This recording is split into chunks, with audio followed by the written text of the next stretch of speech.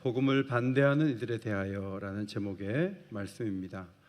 저희가 후원하고 있는 김신욱 선교사님께서 40년 애굽을 이집트에서 사역을 하시고 책을 한 권 내셨는데, 회고의 글을 보니까 조영성이라는 후배 선교사가 이 책에 추천사를 써놓았는데, 이런 글이 제 눈에 들어왔습니다. 선교는 행복이다. 선교는 기쁨이다.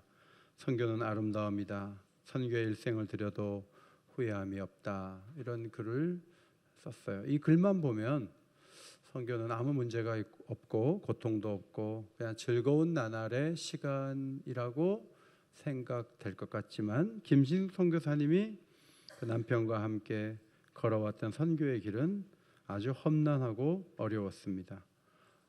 충영교회에서 사우디아라비아로 파송을 했는데 추방이 됐어요. 인도네시아에서 일할까? 그곳에 갔다가 아닌 것 같고, 여기저기 싱가포르도 가고 또 파키스탄도 가고, 그러다가 이집트에 정착을 했습니다. 선교지에서 2년 동안 아이들에게 과일을 사 먹일 돈이 없어서 힘들고 어려운 상황 속에 있었고, 또 몸이 안 좋아 한국에 들어와서 자궁의 임신이 돼서 김신욱 선교사께서 큰 수술을 받아서 큰일 나는 그 위기를 어렵게 넘겼습니다. 회복을 지키던 남편이 이집트에 가야 되겠다, 사역질 너무 비워서 안 된다 해서 먼저 갔는데, 얼마 후에 외교부에서 편지가 왔어요. 차선이 불분명한 사막길을 달리다가 집회 인도하러 가다가 교통사고로 소천했다는 소식을 들었습니다.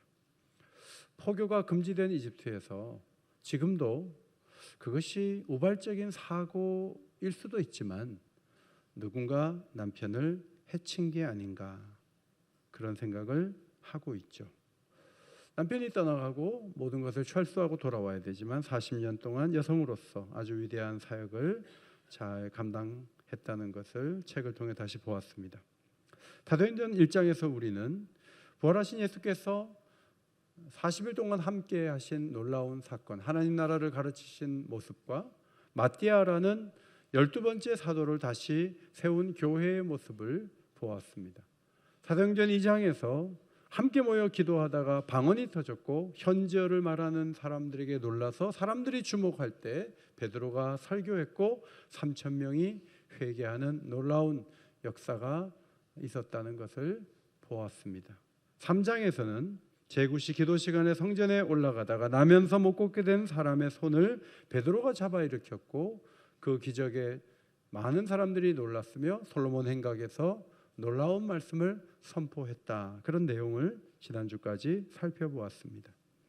1장에는 부활하신 예수님이 일하시는 모습이 있고, 2장에서는 방언이 터지고 3,000명이 세례를 받고, 3장에서는 기적이 일어났고 사람들은 베드로의 말씀에 귀 기울였어요. 그럼 4장은 어떤 내용으로 채워질 것인가?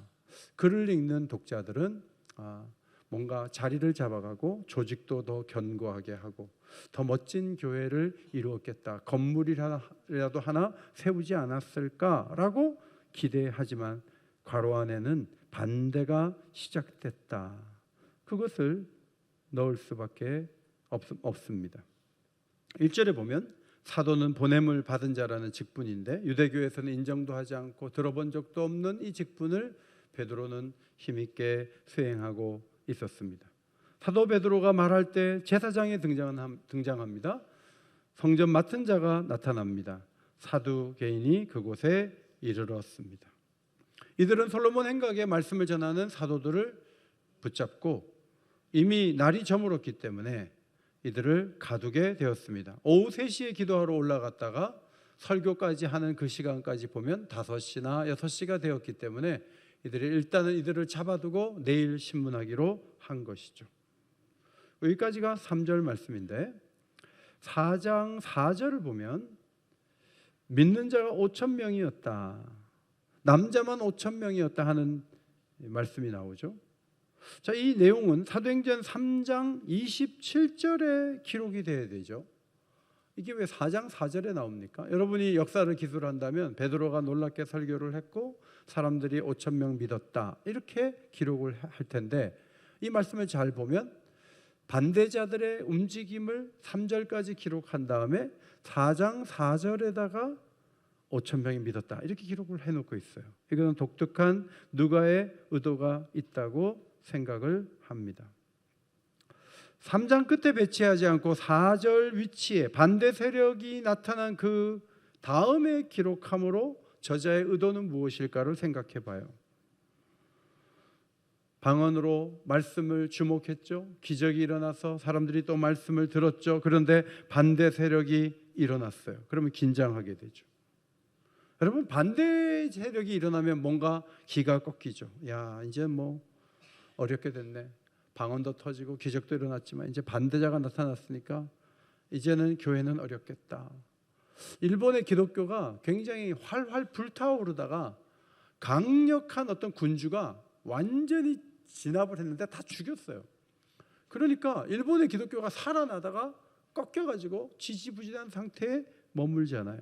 반대자가 나타났다는 것은 이것은 굉장히 큰 충격이고 교회가 앞으로 주저앉을 수도 있겠다, 어렵겠다 이런 생각을 독자들이 할 수 있어요. 그런데 3절까지 이제 일이 벌어지는구나, 그렇지, 그들이 가만히 있을 리가 없지 하고 있는데 4장 4절에 말씀을 들은 사람 중에 믿는 자가 많으니 남자의 수가 약 5천이나 되었더라.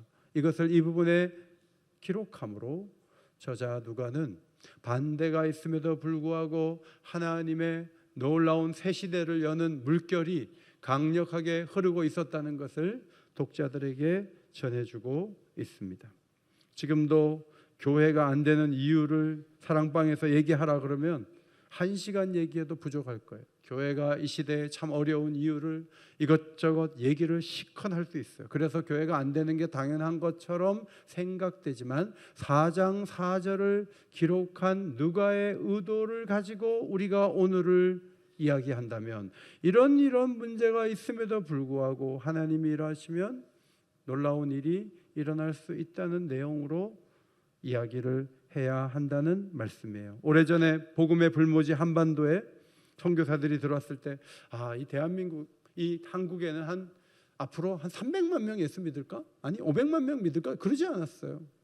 정말 사람들이 다 문을 닫고요, 정말 복음을 싫어하고 교회를 미워했어요. 1919년 3.1운동이 실패로 돌아갔죠. 민족적 좌절이 있었던 시기가 1919년이에요. 그런데 통계를 보면 장로교 신자가 1919년 1705교회에 모여 있었는데 1년 만에 570개가 늘어났어요. 성도들이 14만 4천 명이었는데 1년 만에 5만 명이 장로교에서 늘어났어요. 두 번째 도표를 보시면 1922년 여름성경학교 한국에서 최초로 개최가 돼서 100명의 아이들이 5명의 교사와 함께 여름성경학교를 처음 시작했어요. 그런데 10년이 지나자 여름성경학교 수료자가 70만 1786명이에요. 일제시대는 억눌림과 가난과 고통과 교회가 부흥되기에는 너무 어려운 사회적 여건을 가지고 있었어요. 그런데 성령께서 강력하게 일하실 때 수많은 아이들이 여름 성경학교에 와서, 교회에 와서 말씀을 듣고 새로워지는 은혜를 경험할 수 있었다 하는 거죠. 성도 여러분, 지금은 안 된다, 그게 1절부터 3절이에요. 그러나 4절은 하나님이 일하시면 된다, 그것을 보여주는 거예요. 여러분에게 안 되는 이유들이 있겠지만 오늘도 성령이 일하시면 하나님이 도와주실 줄 믿습니다. 기도의 열기를 가지고 뜨겁게 기도하는 교회를 오늘도 사용하시고, 기도하는 성도들을 오늘도 성령의 도구로 쓰신다는 것을 우리는 기억하고, 4장 4절을 볼 때 우리의 안 되는 이유들 그 다음에 이 말씀이 올 수 있다, 이것을 생각해야죠. 1절로 3절을 좀 자세히 보면 이제 조직적인 핍박이 시작이 되죠. 제사장들이 왔어요. 성전 맡은 자는 누구냐면 경비대장이에요. 레위인을 경비원으로 세우는데 200명 정도 된대요. 거기에 대표예요. 그냥 이 사람은 뭐 무술을 잘하는 사람이 아니고 이 코스예요. 성전 맡은 자에 이어서 대제사장으로 올라가는 자리예요. 그 자리에 있는 사람이 왔어요. 사두개인들이 왔죠. 이들은 성전의 모든 권력을 장악하고 있었습니다. 부활도 믿지 않고 천사도 믿지 않아요. 이 사람들이 성전을 장악해서 자신들의 허락이 없이는 그 누구도 말해서는 안 된다는 그런 자기 법을 가지고 있었습니다. 우리는 이 세력들을 보면서 교회 위기가 왔구나, 베드로와 그 일행이 이제 옛날처럼 일하기는 어렵겠구나, 그런 느낌을 받아요. 그러나 그리스도께서 앞으로 나가면 사도들이 박해를 받고 어려움을 당할 것이라고 오래전에 예고하셨는데, 누가복음에도 그것이 기록됐는데 이제 예수님 말씀하신 것이 그대로 이루어지기 시작한 것이죠. 누가복음 21장 12절 13절 앞에 보시고 읽겠습니다. 시작. 이 모든 일 전에 내 이름으로 말미암아 너희에게 손을 대어 박해하며 회당과 옥에 넘겨주며 임금들과 집권자들 앞에 끌려가느니라. 이 일이 도리어 너희에게 증거가 되리라. 갇히게 되는 일도 그냥 일어난 것이 아니고 끌려간다고 했잖아요. 끌어간다고 했잖아요. 그러니까 그런 일이 일어난 거예요. 주님 말씀하신 어려움이 있는 거죠. 그러나 주님이 동시에 말씀하신 것 17절과 18절 같이 또 읽겠습니다. 시작. 또 너희가 내 이름으로 말미암 모든 사람에게 미움을 받을 것이나 너희 머리털 하나도 상하지 아니하리라. 너희 인내로 너희 영혼을 얻으리라. 미움을 받는 것은 힘든 일이에요. 그러나 하나님이 지켜주신다. 인내하고 자신들의 가는 길을 꾸준히 가다 보면 영혼을 얻는 축복을 누릴 수 있다라고 주님이 말씀하셨습니다. 5천 명이 예수를 믿어요. 그들이 주님께로 돌아와요. 앞에 2장 41절에 3천 명 더하기 2천 명일 수도 있고 5천 명이 믿어서 8천 명이 된 것일 수도 있지만 이 모든 것이 성령의 역사인데, 성령의 바람이 부는데 예외가 되는 사람들이 있어요. 제사장, 성전 맡은 자, 사두개인들. 이 사람들은 단속을 하려고 하지만 은혜를 받을 수는 없었어요. 사도들이 상대해 듣던 조직적인 그 인물들, 누가는 그들이 누구인가 이름을 조사를 해서 6절에 적었어요. 대제사장 안나스와 가야바와 요한과 알렉산더와 및 대제사장의 문중이 다 참여했다 그랬어요. 안나스가 주동자예요. 주후 6년에서 15년 사이에 대제사장을 지냈던 사람이 사위에게 넘겨줘요. 그 사람이 가야바예요. 예수님 당시의 대제사장이 가야바였잖아요. 이 사람은 주후 18년부터 36년 동안 18년 동안 대제사장직을 수행했어요. 아들인 요한도 주후 37년 38년 대제사장으로 활동했는데, 추측하기에는 성전 맡은 이 경비대장이 바로 요한이었고, 그는 나중에 그 사위에 이어서 아들인 요한이 대제사장의 그 자리에 올라섰을 것이라고 학자들이 생각을 합니다. 알렉산더는 자세한 자료가 없어요. 어쨌든 이들은 요직을 차지하면서 권력을 행사하고 있었습니다. 누군가 잘못했다고 신문을 하지만 사실 이 사람들을 붙잡아 놓고 신문을 해야 될 상황인데 베드로와 사도들을 압박했어요.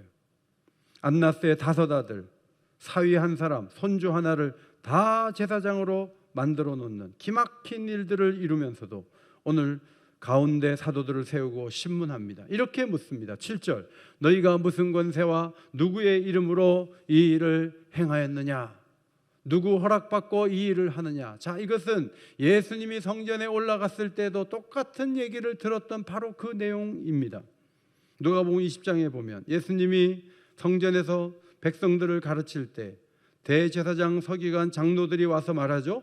당신이 무슨 권위로 이런 일을 하는지 이 권위를 주니가 누구인지 우리에게 말하라. 누구 허락받고 일을 하는 거야? 허가도 안 받고 하면 단속하겠다는 거예요. 자판을 내려놓고 리어커에 실어가지고 어디 종로에 나가면 단속반이 와요. 아니 아줌마, 여기 누구 허락받고 여기서 장사해요? 허가증 있어요? 그리고 트럭에다가 다 싣고 가죠. 베드로와 요한이 무슨 허락으로, 누구 허락받고 누구 이름으로 이런 일을 하느냐고 이야기를 하고 이들을 가두는 것이죠. 베드로는 성령이 충만하여 반박합니다. 그때 그의 말은 거칠지 않고 논리적이고 단호하고 부드러운 어투로 전달된 것으로 보입니다. 9절입니다.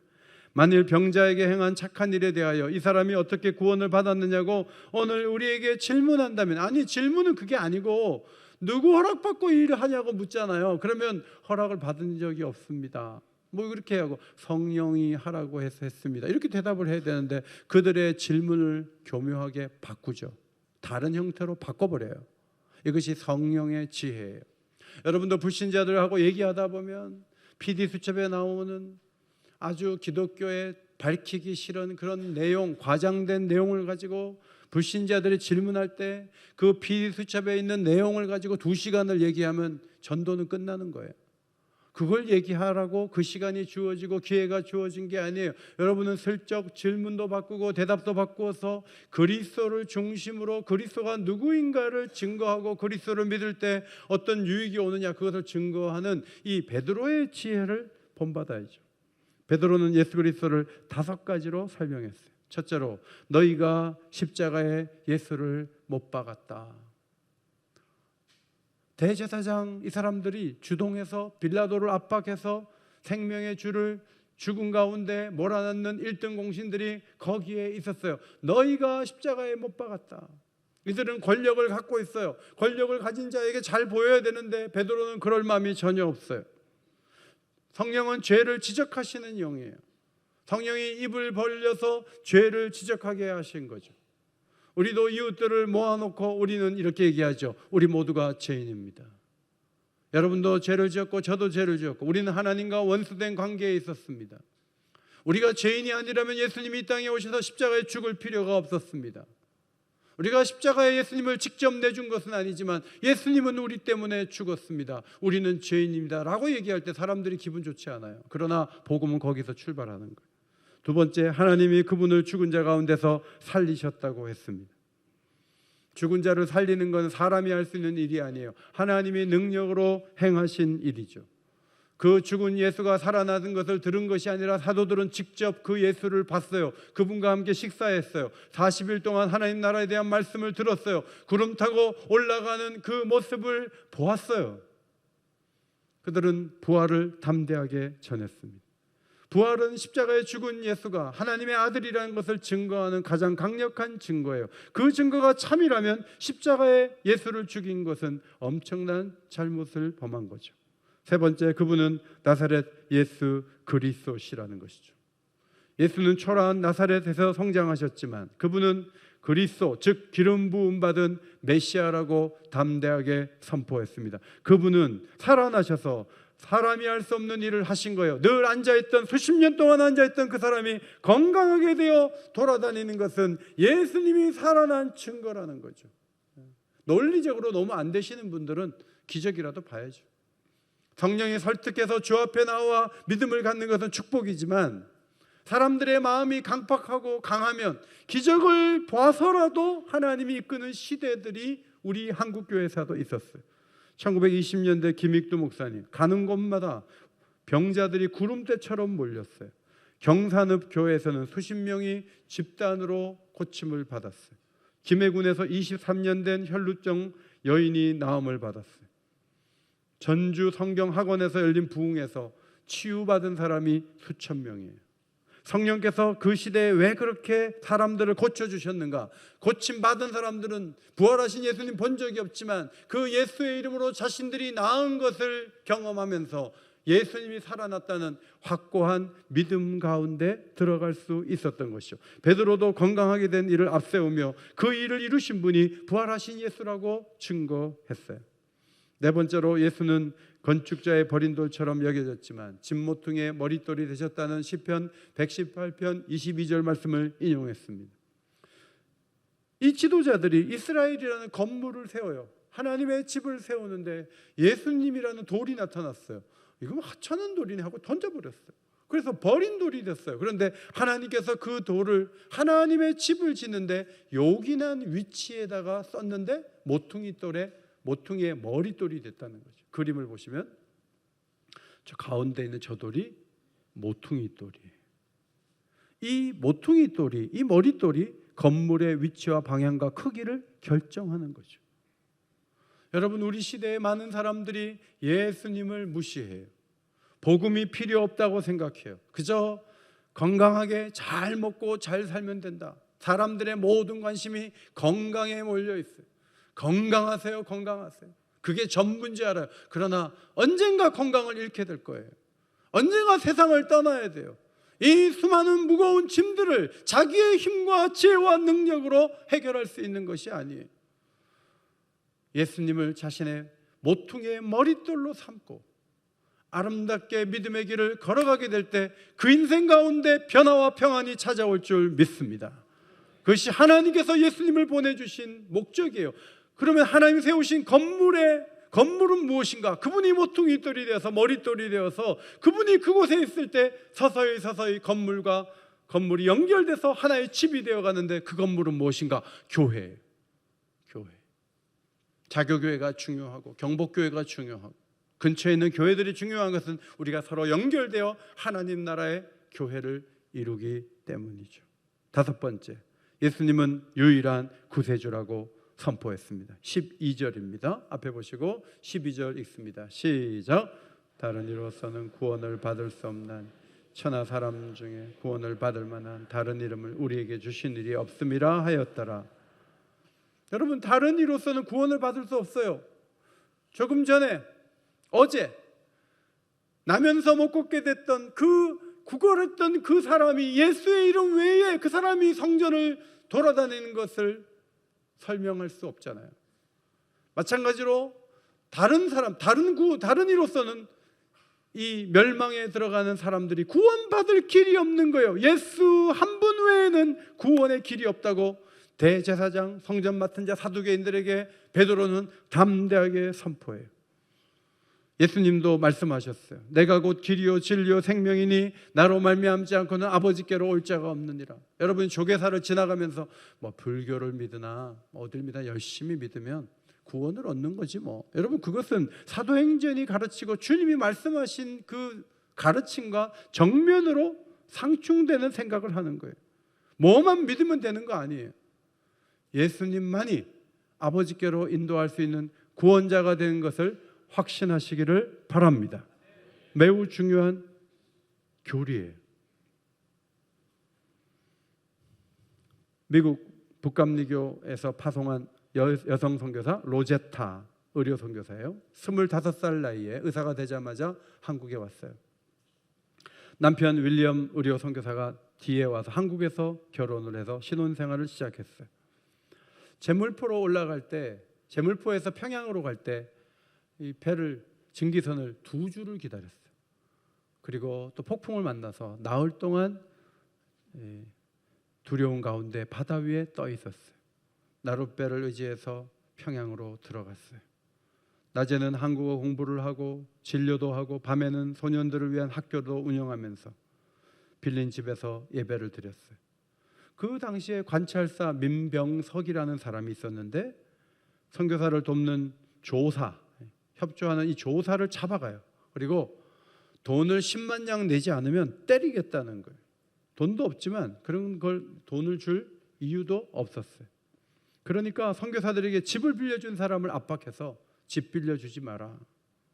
천주교와 개신교는 모두 나쁜 것이므로 절대 가르침을 들어서는 안 된다고 그렇게 명을 내리죠.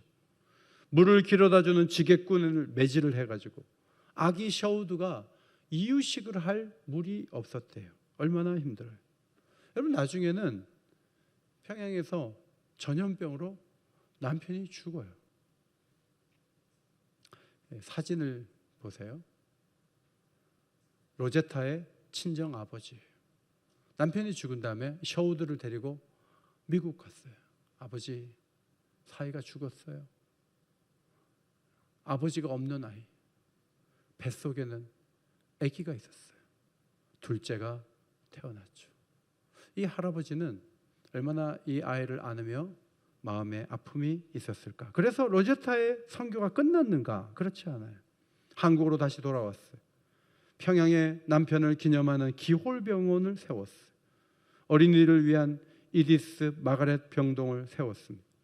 평양에 한국 최초로 시각장애인을 위한 평양 맹학교를 세워요. 한글 점자 교과서를 발행하면서 특수교육의 초석을 다져요. 그의 아들 셔우드 홀은 아내와 함께 내한하여 폐결핵 퇴치운동에 앞장서면서 결핵 치료 자금을 마련하기 위해서 최초로 남대문을 그려놓은 크리스마스 시를 보급하였습니다. 반대를 겪어요. 질병으로 가족이 죽기도 해요. 그런데 끝까지 앞으로 나가는 거예요. 사진을 보시면 유럽의 성이나 가문을 나타내는 문장이에요. 유럽 사람들은 문장에다 사자를 그려놓고 말을 그려놓고 독수리를 그려놔요. 그것이 자신들의 어떤 상징이 된다는 것이죠. 다음 사진을 보시면 버풀과 괭이밥이라는 잡초예요. 일본의 문양이에요. 일본의 용사들은 왜 잡초를 문양으로 했을까? 이들은 등나무 잎이나 동백이나 귤이나 담쟁이, 달래 같은 그런 것들을 문장을 삼아요. 왜 이들은 약한 잡초를 문장으로 삼았을까? 용맹한 이 군인들이 뭘 봤냐 하면 강하면 죽는 거예요. 약한 것들이 살아남아요. 멸종 위기종이 사자고 호랑이에요. 그러나 작은 것들 쓸모없다고 생각하는 것들은 오래 살아남아요. 그걸 본 거예요. 여러분, 하나님께서 우리를 강한 자로 세우지 않고 때로는 밟히는 잡초처럼 우리를 만드셨어요. 내가 뭐 남편이 없나 집이 없냐, 내가 왜 이런 수모를 당하며 복음을 전해야 돼, 나 복음 안 전해, 이렇게 생각하는 성도들이 있을 수 있지만 그러면 안 돼요. 가까운 가족이 박해할 수 있어요. 저희 어머니도 과수원집 딸인데 할아버지가 못 가게, 교회를 못 가게 하는 거예요. 학생 때 사다리 놓고 담 넘어 다녔다는 거예요. 그렇죠. 그런 세월들을 넘어가면서 신앙이 뜨거워지고, 그런 세월들 속에서 기도가 더 깊어지고 하나님을 열망하는 힘이 거기서 나오는 것이지, 그저 편안하게 모든 것을 적당하게 하면 어떻게 뜨거운 기도가 나올 수 있겠습니까? 우리가 지금 받은 이 복음은 극심한 반대와 미움과 견제 속에서 하나님으로부터 우리에게 전달된 값진 선물이에요. 이 선물을 전할 때 여러분들이 환대를 받으려고 하면 안 돼요. 때로는 무시를 당하게 되고, 그렇게 얘기하고 약속했는데 어떻게 저렇게 어기지? 어떻게 저렇지? 저도 정말 공을 많이 들인 분이 지난번에 안 오셨어요. 아침에 흰 게 있다고 안 왔어요. 속상했어요. 근데 지난 주간에 그 두 분이 우리 교회 왔어요. 와가지고 저를 만났어요. 제가 다시 얘기해요. 11월 17일 날 오시면 좋겠다. 근데 부인이 오겠다 그러더라고요. 그래서 제가 마음이 얼마나 기뻤는지 몰라요. 저 사람들이 나를 무시해? 상대도 안 할 거야. 이러면 안 돼요. 우리가 주의 일을 할 때 이리저리 막히고 어려움들이 많이 있을 수 있어요. 그러나 우리가 기대하는 건 뭐예요? 성령의 일하심이에요. 성령이 도우시면 사람을 바꿀 수 있고, 그 발걸음을 옮길 수 있고, 그 인생을 바꿀 수 있다는 확신을 가지고, 이 복음을 나만 가지고 주일날 예배드리면 되지, 내가 천국 가면 되지, 나는 부활을 믿는데, 그리고 아무 일도 하지 않는 것은 그건 직무유기예요. 하나님 말씀을 전하려고 해야 돼요. 한 달 남았어요. 아무 일도 하지 않으면 그날 혼자 와야 돼요. 그러다 한 달 동안 움직이는 거예요. 땀을 흘린 거예요. 그리고 교회 나와 기도하고 골방에서 기도하는 거예요. 그리고 한 명 한 명을 바꾸는 거예요. 그것이 바로 1세기 교회가 세상을 바꾼 비결이에요. 많은 사람들은 제도에 있다고 봐요. 뭔가 법률에 있다고 봐요. 그러나 하나님 나라는 거기에 걸쳐 있지 않아요. 성령의 일하심, 그 성령의 일하심을 기대하고 성도들이 모여서 함께 기도하고 복음을 전하는 일들이 연결될 때 세상은 바뀌어질 수 있다. 이것이 성경의 가르침이에요. 하나님 원하시는 길을 어려움 속에서도 계속 달려감으로 그리스도의 계절을 준비하는 주의 백성들 되시기를 예수의 이름으로 축원합니다.